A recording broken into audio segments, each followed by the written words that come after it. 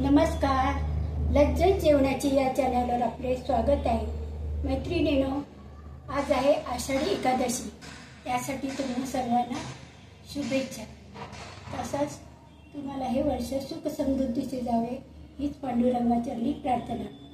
तर आज मी उपासाची थाळी बनवली आहे. त्यामध्ये मी पदार्थ केलेले आहेत. ते आहे वऱ्याच्या तांदळाचा भात, इथे घेतलेली शेंगदाण्याची आमटी, रताळ बटाट्याची भाजी, श्रीखंड केलेले आहे, राजगिरीच्या पुऱ्या केल्या आहेत आणि केळ्याचे काप केले आहेत. तसंच साबुदाण्याची खिचडी. एवढे साहित्य मी बनवलेले आहे. माझी रेसिपी आवडल्यास लाईक करा, शेअर करा, सबस्क्राईब करा आणि तुम्ही सुद्धा करून बघा. थँक्यू. साबुदाणे, हे साबुदाणे मी रात्रभर भिजत घातलेत. फक्त आपला एवढा पेर आहे, म्हणजे हातात बोटाचा एवढा जे लाईन आहे तेवढंच पाणी वरती ठेवायचं, जास्त ठेवायचं नाही, म्हणजे बरोबर ते साबुदाणे दिसतात. आणि सकाळी बघा हे असे झालेले साबुदाणे. नंतर आणखी साहित्य लागलं. त्याला बटाटा उकडून घेतलेला आहे, शेंगदाण्याचं कूट आहे, हिरवी मिरची मी थोडं मिक्सरवर बारीक केलेलं आहे, ओलं खोबरं आहे, साखर आहे, जिरं आहे, तूप आहे, सैंधव मीठ आहे. एवढं साहित्य मी खिचडीसाठी वापरणार आहे. साबुदाण्यामध्ये मी शेंगदाण्याचं कूट टाकते. तुम्हाला कमी जास्त जसं हवं असेल तसं टाकायचं. त्यानंतर खोबरं टाकते, ओलं खोबरं, बटाटे,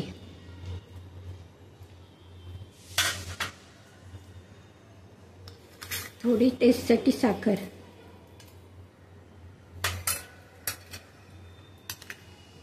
मीठ,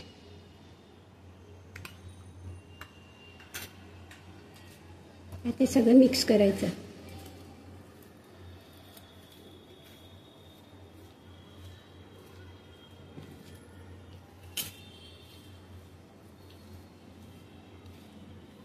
आता तूप तापलेलं आहे, याच्यात मी थोडं जिरं टाकते. उपासाचं असल्यामुळे जिरंच फक्त वापरणार आहे. हिरवी मिरची,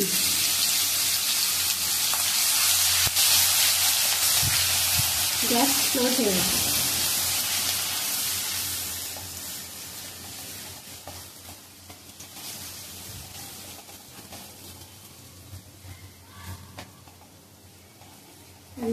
मिरची थोडी परतून घेतली.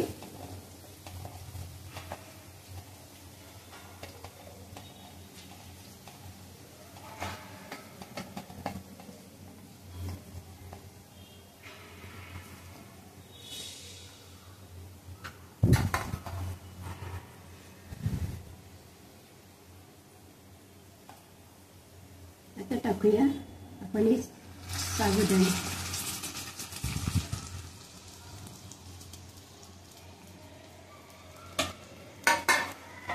छान मिक्स करून घ्यायचं.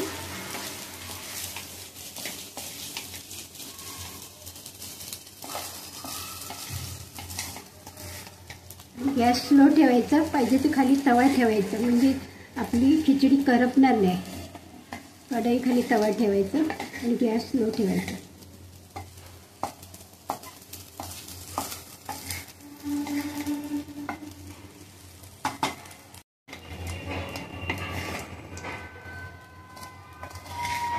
आता याच्यावर मी थोडा वेळ झाकण ठेवते, 5 मिनिटं, आणि खाली तवा ठेवते, म्हणजे खिचडी करपणार नाही.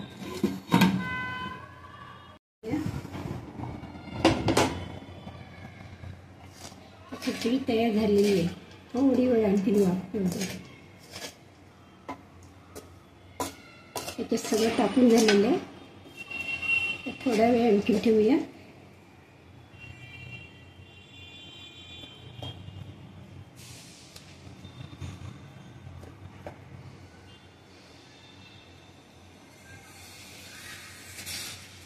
तूप टाकलेलं आहे,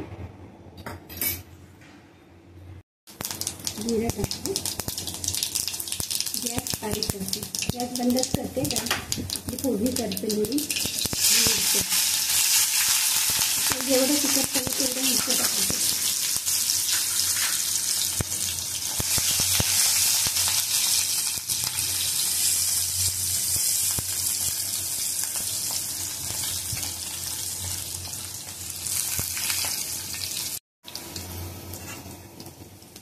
बटाटे टाकते. बटाट्याने रताळे येते. उकडून घेतल्यानंतर त्याला कट करून आपल्याला पाहिजे तसं लहान मोठ्या फोडी करायचं.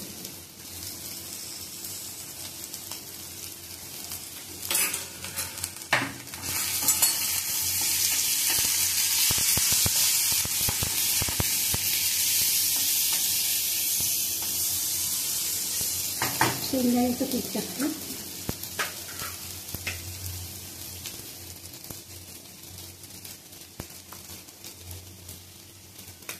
गॅस एकदम बारीक करायचं. त्यानंतर थोडीशी साखर टाकतो. पेस्ट ओलं खोबरं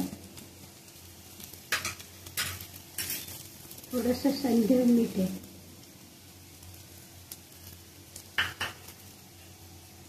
हे चांगलं पण मिक्स करू.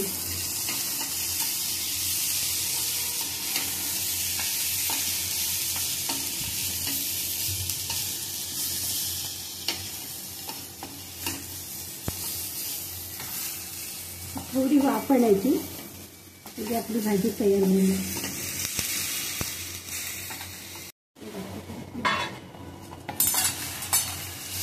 भाजी झाली आहे. गॅस बंद करते. आता इथे मी गावराच्या तांदळाचं भात केलंय. ते सुद्धा झालेलं आहे. गॅस बंद करते. जी आमटी करते त्यासाठी मी इथे घेतले थोडं जिरं, शेंगदाण्याचं कूट घेतलेलं आहे. आपल्याला आमटी जेवढी करायची असेल तेवढं घ्यायचं. त्याच्यानंतर थोडं खोबरं घेतलेलं आहे. 2 चमचे खोबरं. त्यानंतर मिरची घेतली अर्धी. आपल्याला जेवढं तिखट पाहिजे तेवढं. थोडीशी साखर घेते आणि थोडं सैंधव मीठ. आता हे मी वाटण करते. थोडं पाणी टाकते. जिरा टाकू. आता ही उपवासाची आमटी असल्यामुळे कुठलाच उपवासित पदार्थ असेल तर त्याच्यात आपण कढीपत्ता, कोथिंबीर वगैरे वापरत नाही उपवासाला. म्हणून फक्त मी जिऱ्याची फोडणी दिलेली.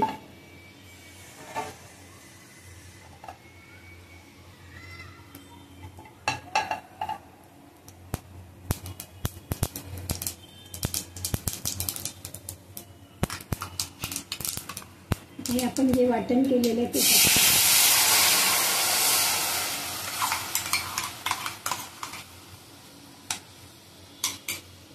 थोडंसं पाणी टाकते.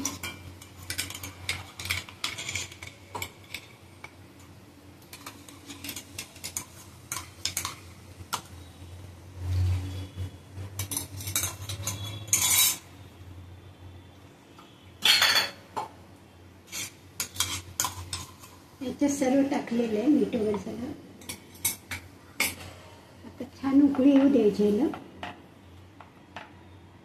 आपली शेंगदाण्याची आमटी सुद्धा तयार होणार. छान उकळी द्यायची आहे.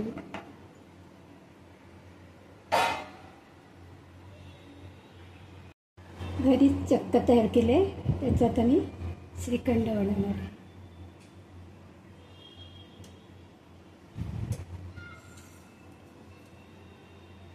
एक चाळणीमध्ये चांगलं गाळून घ्यायचं म्हणजे त्याच्यावर लम्स वगैरे असतील ते निघून जातील.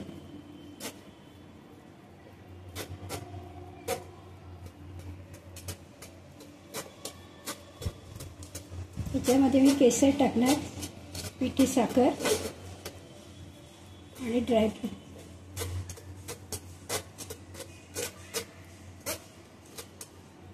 आम्ही दुधाचं दही करून त्याचा चक्का करून आता हे मी त्याचं श्रीखंड बनवते. मी ते टाकते वेलची पूड. त्यानंतर मी टाकणार आहे साखर. आपल्याला जेवढी पाहिजे तेवढी, गोड हवं असेल तेवढी साखर टाकायची. आणि ते आहे केसर,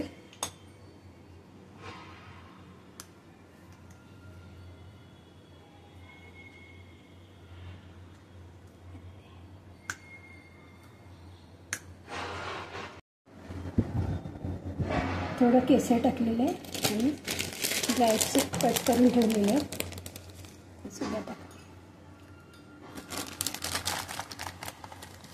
आता हे सगळं मिक्स करूया.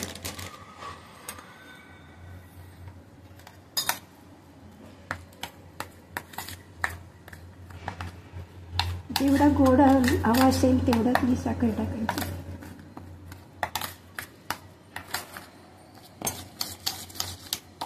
चांगलं घोटून घ्यायचं.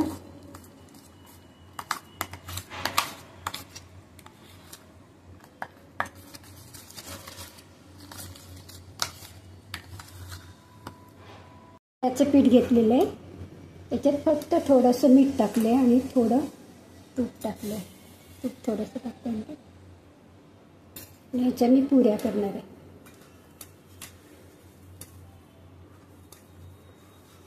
थोडा वेळ पीठ आपण रेस्ट करून ठेवूया.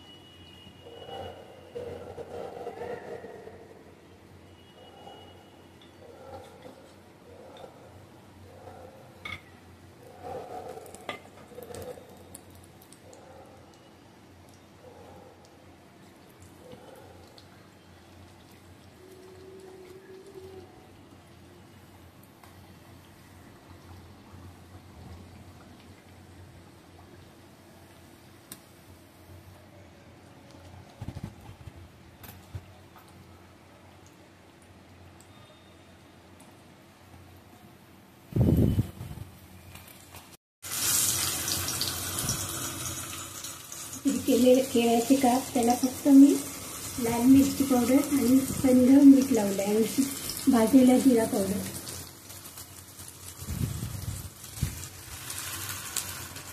हळद वगैरे असं काही लावायचं नसतं.